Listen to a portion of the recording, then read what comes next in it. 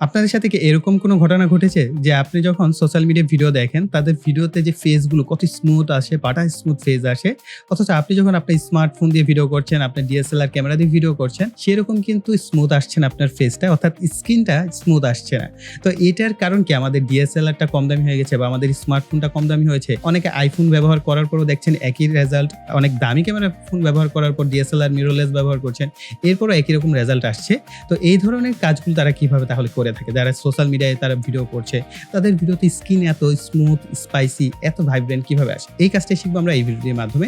টেনে ধরে টাইমলাইনে নিয়ে আসবো। এইখান থেকে কালার অপশনে চলে যাবেন।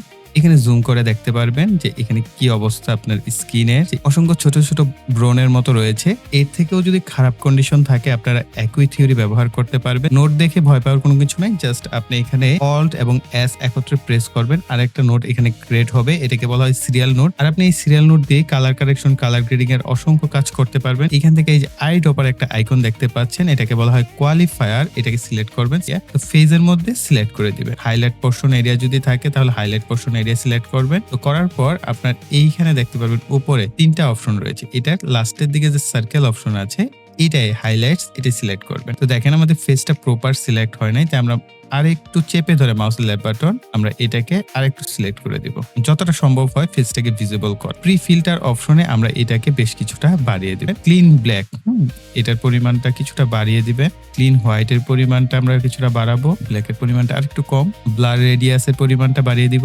এরপর টু অপশনে যাব, মর্ফ রেডিয়াস কিছুটা বাড়াবো। টি নয়েজের পরিমাণটা বাড়িয়ে দিব।